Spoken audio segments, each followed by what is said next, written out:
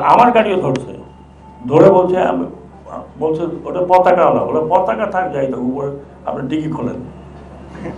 ডিগি খোলো, ডাকলাম আমি, ভাই ডিগি খুলতে হবে, যদি আমাকে দেখে বলে না স্যার ঠিক আছে আপনি যান। But I fail very happy. আমি ইন্সপেক্টর জেনারেল সাহেবকে রিকোয়েস্ট করবো, এই যে ছাত্ররা যারা এই সিনসিয়ারলি কাজ করছে, কালকে দেখে ওকে 3 লাখ টাকা, কত 300 কোটি টাকার নাকি ক্রয় দিয়েছে, আপনারা পুলিশের তরফ থেকে তাদেরকে সবাইকে সার্টিফিকেট দেবেন।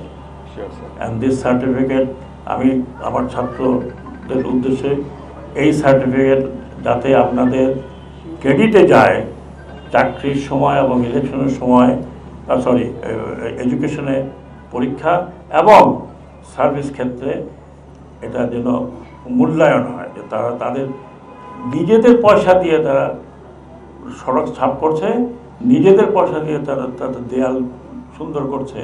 এটা সরকারি প্রজেক্ট হলে 400-500 কোটি, 1000 কোটি টাকা লাগতো, তারা নিজেরা করছে। এর সাথে একটা দেশে এর সাথে ভালো এক্সাম্পল হতে পারে না। দে আর ডুইং ভেরি গুড। তারা কোনো ট্রেন্ড লোক না। বাট আমার গাড়িও ধরছে, ধরে বলছে বলছে ওটা পতাকাওয়ালা, বলে পতাকা থাক যাই তো উপরে আপনি ডিগি খোলেন। ডিগি খোলো, ডাকলাম আমি, ভাই ডিগি খুলতে হবে, যদি আমাকে দেখে বলে না স্যার ঠিক আছে আপনি যান। But I fail very happy, very happy. এটা পুলিশ করতে পারতো না, এরা করছে। এরা তো আপনার কাছ থেকে চান্দা নেয় না, এত কোনো দোকানে যায় বলে না আমাকে খাবার দাও। They eat their own food, they bring their own money, এবং এই রং কিনে রং করছে।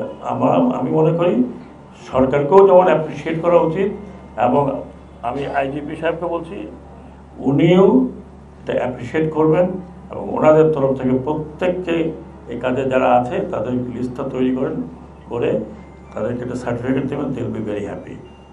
মূল্যায়নটা দরকার, মূল্যায়নটা করবেন, এর চেয়ে বেশি মূল্য আর কিছু হতে পারে না।